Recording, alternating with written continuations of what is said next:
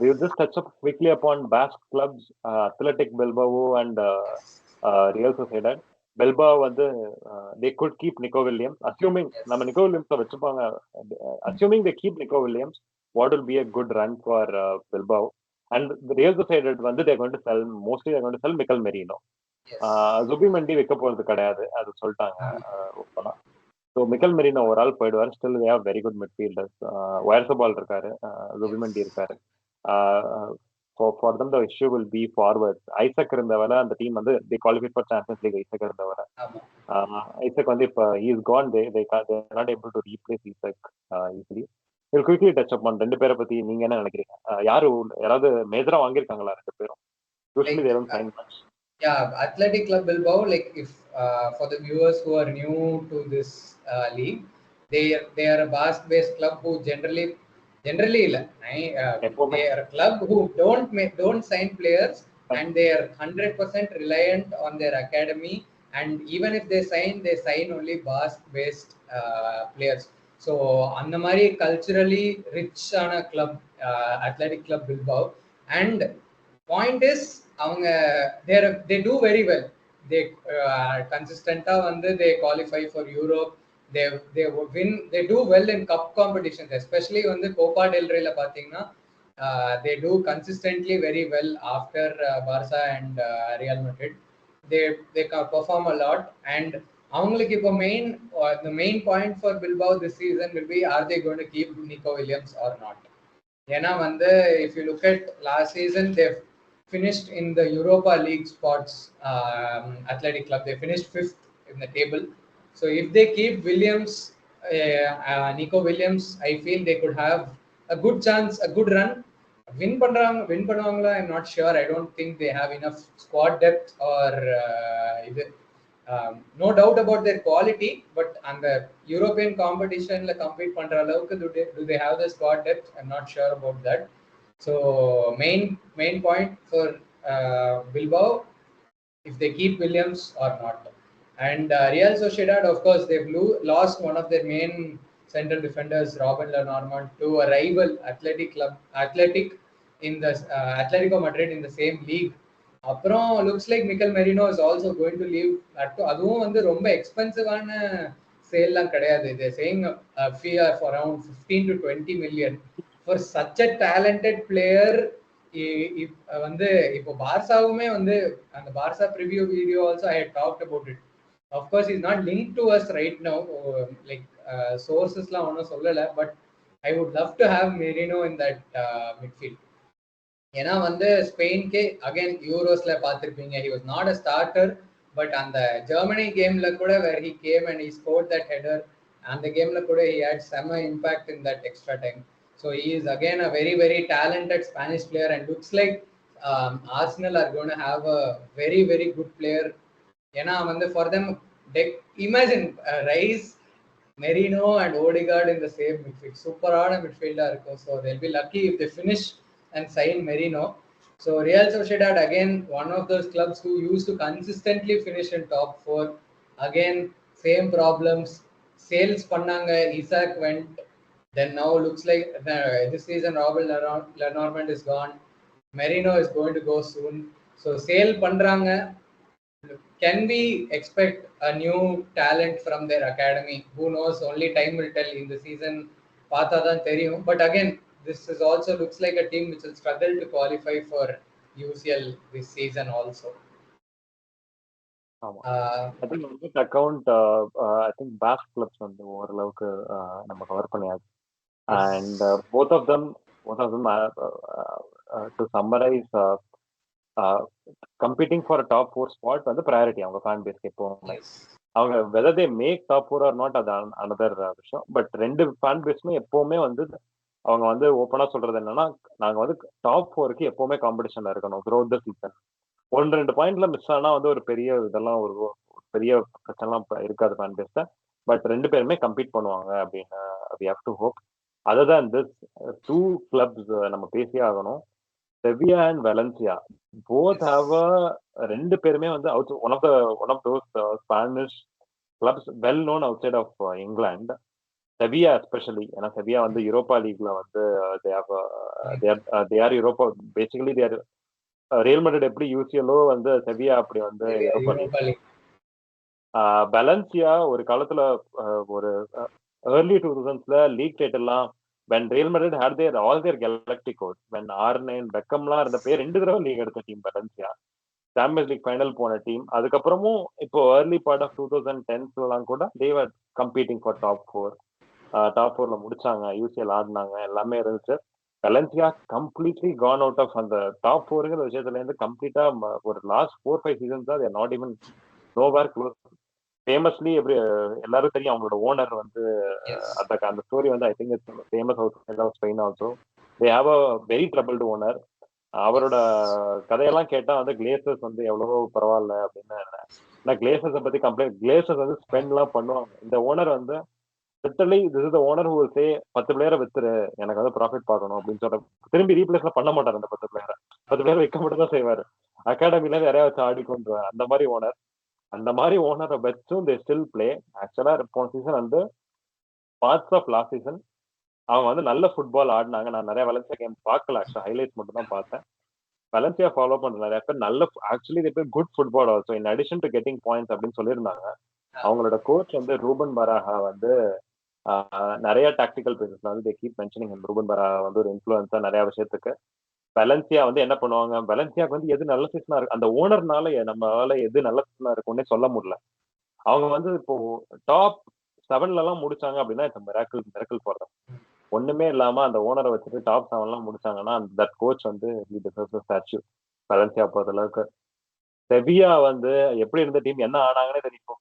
Permanently and outside of top 7 கிட்டக்கே வரமாட்டாங்க. அங்கங்க ஒரு ஒரு ரன்ல போறாங்க La Liga, where they look like old Sevilla. அதுக்கப்புறம் திரும்பி அந்த they are running out of gas. 2 சீசனா இதான் நடந்துட்டு இருக்கு. போன சீசன் ரெலகேஷன்ல எல்லாம் இருந்தாங்க ஆக்சுவலா. போன சீசன் நான் சொல்றது 22-23ல பார்ட்ஸ் ஆஃப் 22-23 ரெலகேஷன் ஸ்பாட்ல இருந்தாங்க. அவங்க வந்து யுனைடெட் யூரோப்பா லீக்ல பீட் பண்ணும்போது தேவர் ஆக்சுவலி கொஞ்சம் 15th 14th இருந்தாங்க. அந்த மாதிரிலாம் இருந்தாங்க அவங்க.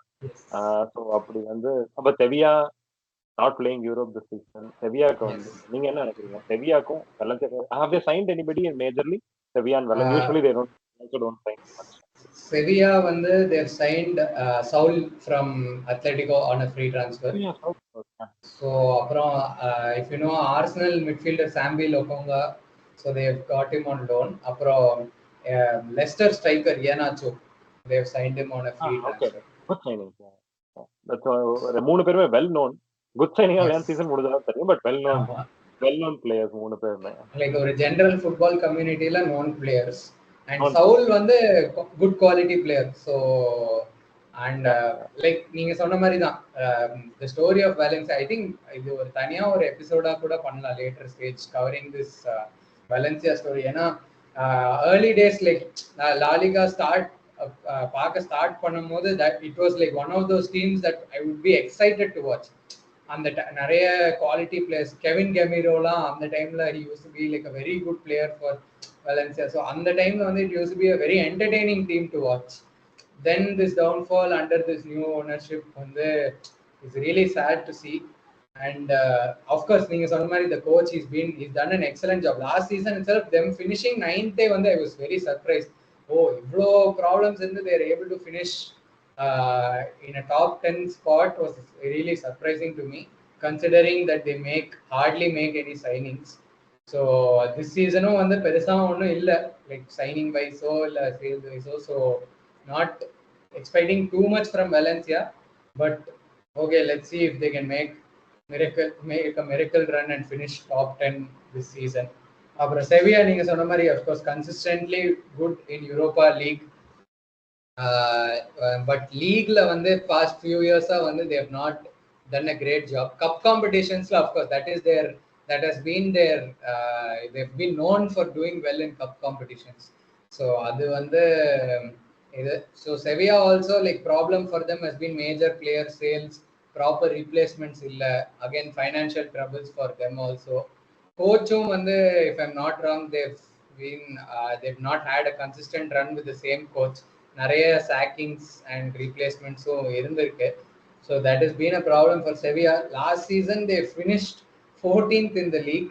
So I think for them, anything above a 10th place, or of course they'll be looking to finish in European places. அதுதான் வந்து should be their target. But will they do it? I'm not really sure. ஏன்னா வந்து signings நீங்க சொன்ன மாதிரி on paper they look good, but tactically fit ஆவாங்களா, கன்சிஸ்டண்டா ஆடுவாங்களாங்கிறது again a question. So quicker on that, I'll touch upon Real Betis. Of course, major like one of the good consistent teams, and not only in terms of position but also in terms of the football they play. Very beautiful club, like consistent. They play very good football. Real Betis, they finished in a Conference League spot, and for them, the major problem is Guido Rodriguez. So those who know Argentina, he's a CDM who plays for Real Betis. So he has gone. Juan Miranda, who is one of their influential left back players, so he has also left. Claudio Bravo, the famous Barca keeper who used to play for Barca, so he has also left the club. But கொஞ்சம் என்ன சொல்றது, some good signs from them is Chadi Riyad, one of Morocco centre back, very young players. He used to play in Barca academy, so he was one of the top prospects anga. So he has signed on a permanent for Real Betis. Then Mark Roca, if you've heard, Leeds CDM, so he is also one of the good players that have signed. So Real Betis again, one of those clubs who won't make, like going along the Spanish theme of not say என்ன சொல்றது, பெரிய player sign பண்ண மாட்டாங்க, ஒரு hidden gem out of nowhere வருவான், they'll perform well, and then they'll end up அந்த பிளேயரை செல் பண்ணிடுவாங்க. அதுதான் one of those clubs, அந்த மாதிரி clubs. But your thoughts, what are your expectations from Betis this season? I think Betis வந்து first of all நம்ம பெட்டிஸை பத்தி நிறையவே பேசியிருக்கோம். ஏன்னா நம்ம பேசின வெலன்சியா செவியா விட they have been playing better for some time now. I think Manuel பெலக்ரினியோட 5th சீசனோ 6th சீசனோன்னு நினைக்கிறேன். பெலக்ரினி வந்ததுலேருந்து they have been a different team. They have always been in contention for ஒரு யூரோப்பியன் ஸ்பாட்டுக்கு வந்து அந்த ரேஸ் இருந்துட்டே தான் இருந்திருக்காங்க. Very well deserved conference league ஸ்பாட்னு சொல்லி ஆகணும். ஏன்னா கன்சிஸ்டண்டா ஆடி இருக்காங்க season after season. And Pellegrini I think நிறைய பேர் செஞ்சிருக்கும்னு நினைக்கிறேன். சிட்டியோட லீக் டேட்டில் இருந்துச்ச மேனேஜர். He has wide amount of experience in different leagues and everything. Pellegrini கொஞ்சம் ஒரு அன்ஸ்பானிஷ் மேனேஜர்னு சொல்லலாம். அவர் வந்து ஒரு கவுண்டர் அட்டாக்கிங் டீம், ஒரு கவுண்டர் அட்டாக்கிங் டீமா தான் வந்து ரியல் பெட்டிஸ் வந்து கிரியேட் பண்ணாரு. லாஸ்ட் சீசன் எக்ஸாக்டா எந்த பிளேயிங் ஸ்டைல் ஆடினாங்க அப்படிங்கிறது வந்து எனக்கு தெரியல. பட் எப்பவுமே கவுண்டர் அட்டாக்கிங் ஸ்டைலா லலிகாலேயே கொஞ்சம் டிஃப்ரெண்டா ஆடக்கூடிய டீம் ரியல் பெட்டிஸ். ஏன்னா பெலக்ரினியோட ஸ்டைலே அதுதான். ஸோ வந்து அண்ட் பெலக்ரினிக்கு வந்து நிறைய அது one league with Man City and கொஞ்சம் பெரிய அந்த பிக் மேட்ச் டெம்பரமெண்ட் இருக்கக்கூடிய மேனேஜர். ரொம்ப ஈஸியாக இன்டிமிடேட் ஆக மாட்டாரு. அண்ட் அவரோட conference league could be perfect for them அப்படின்னு சொல்லுவேன். மேபி அதுதான் அவங்களுக்கு வந்து யூரோப்பா லீக் கொஞ்சம் டூ மச்சா இருந்திருக்கலாம்.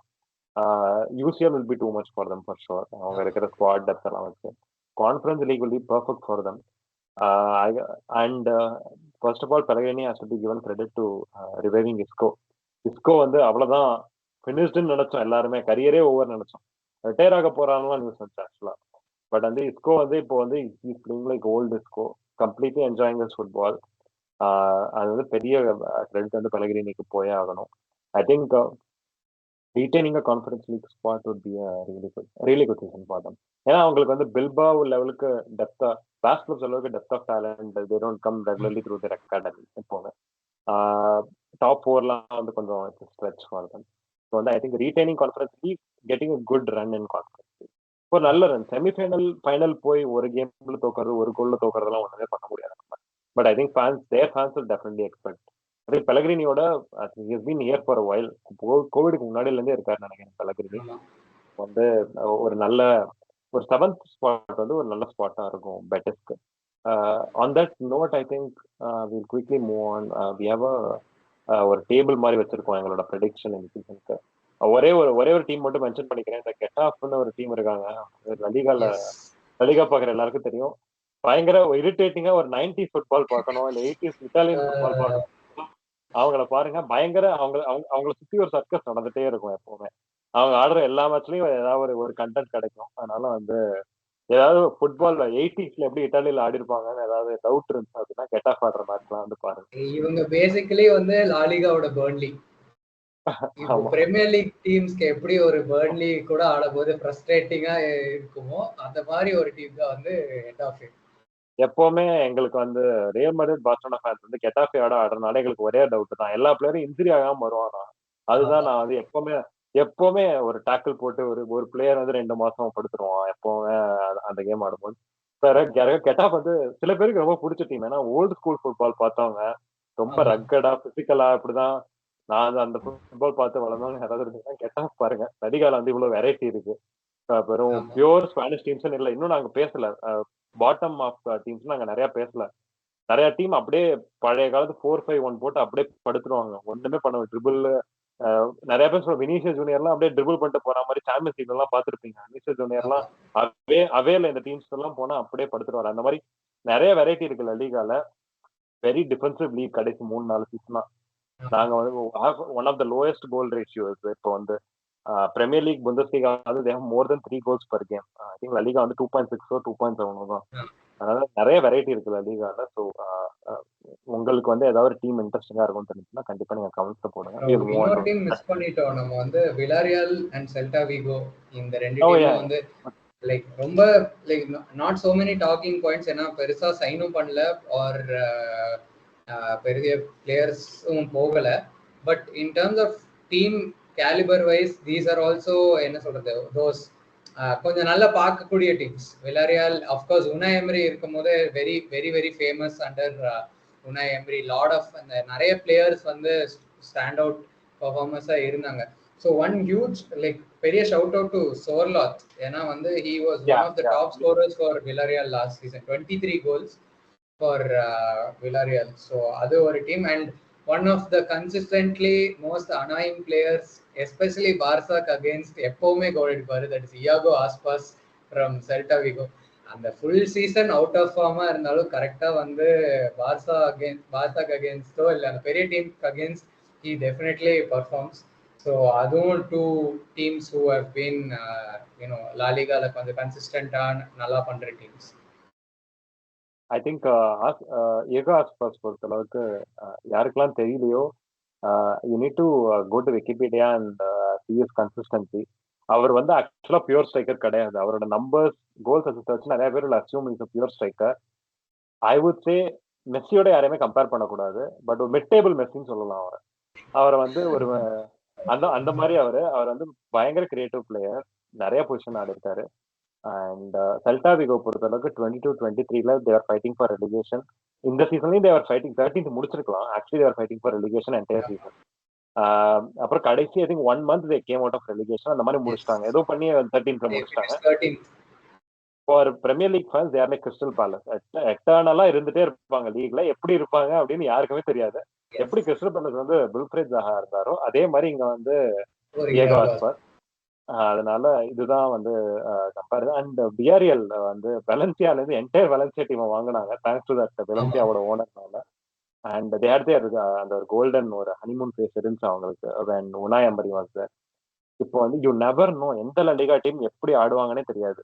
வந்து you never know, maybe they could also come to like ஒரு 10 டீம் இருக்காங்க who are capable of competing for the 7th conference league spot, 6th spot. இதெல்லாம் வந்து யார் வேணாலும் எடுக்கலாம் லீகால. அந்த ஒரு அன்பிரடிக்டபிலிட்டி இருந்துட்டே தான் இருக்கும் லீகாவை பொறுத்த அளவுக்கு. ஸோ இன்னும் நாங்க நிறைய பேர் மிஸ் பண்ண எங்களுக்கு வந்து எல்லாரோட ஃபார்மேஷன் எல்லாம் பேசுற அளவுக்குலாம் டைம் இல்லை. கண்டிப்பா நீங்க ஏதாவது ஒரு டீம் வந்து நீங்க இன்ட்ரெஸ்டிங்கா இருக்கும்னு நினைச்சீங்கன்னா மென்ஷன் பண்ணுங்க.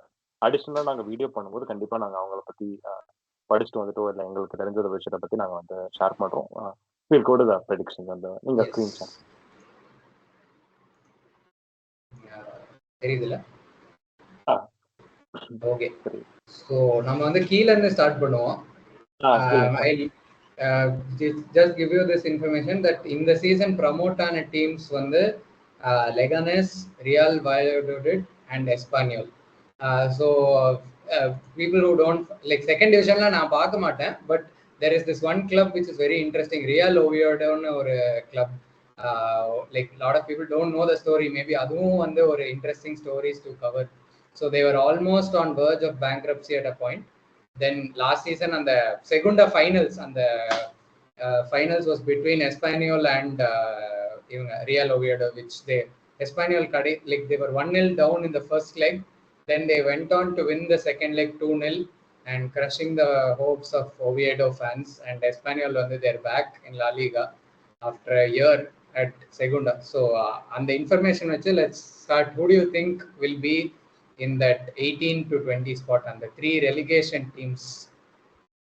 I think throughout top 5 leagues ஒரு ட்ரெண்ட் தான் ரீசன்ட் சீசன்ஸ்ல. ப்ரமோட் ஆற 3 டீம்ல 2 டீம் ரெலிகேட் ஆயிடுறாங்க மோஸ்டா. Yes.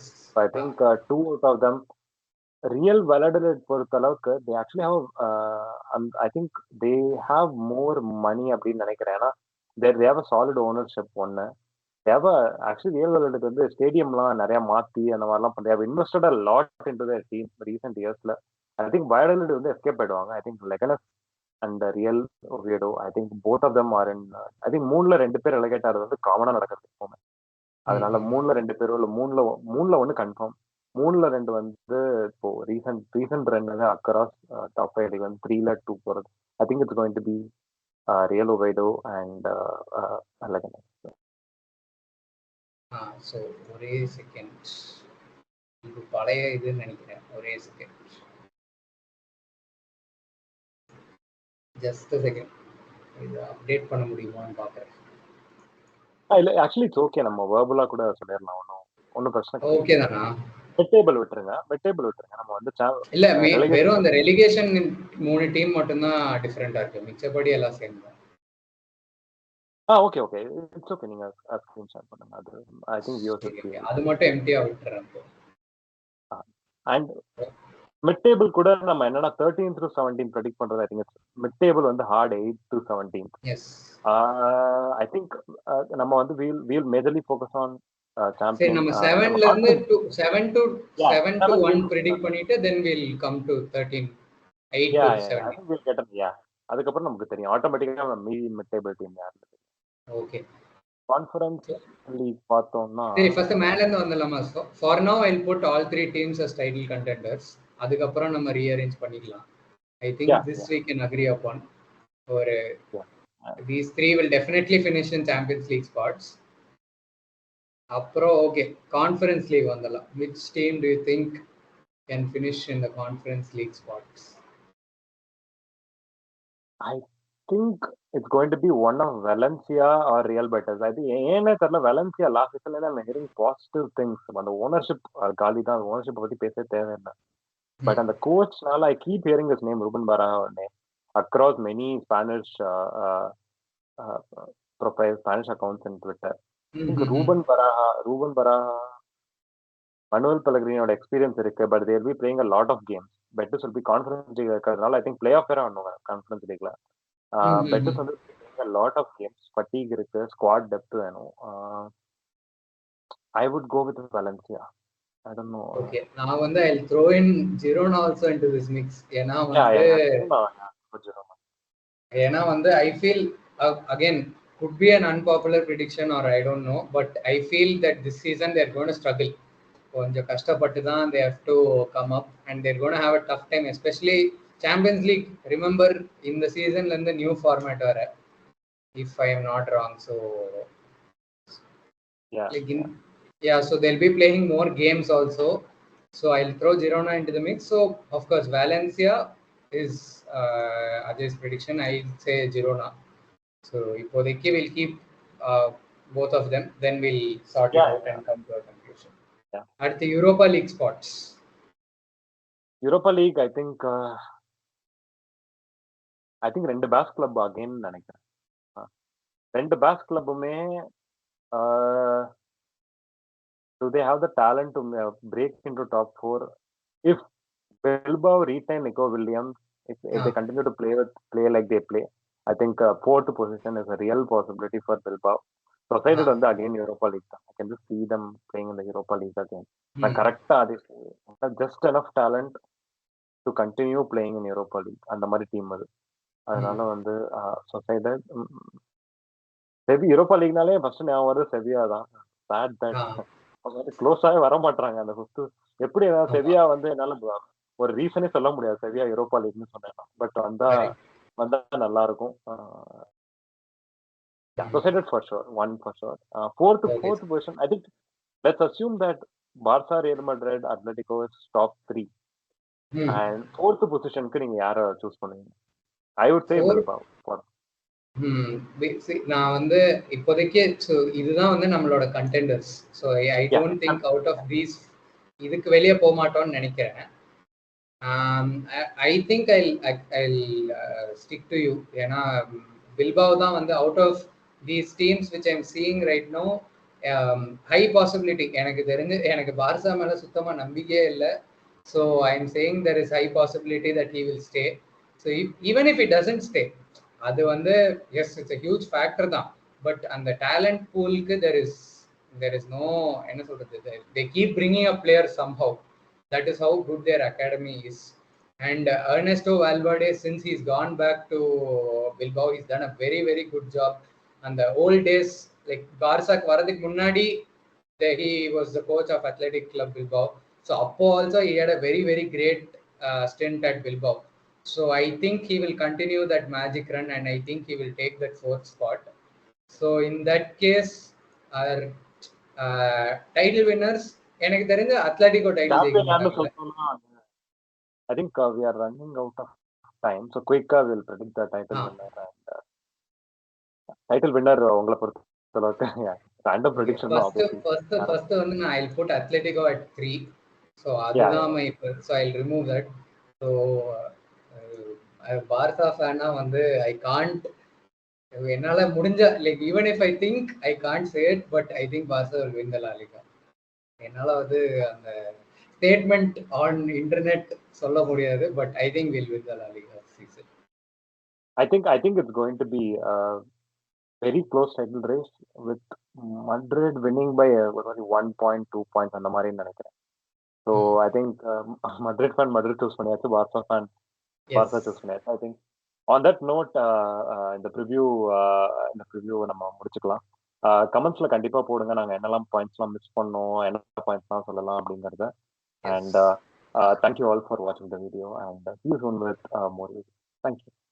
Thank you.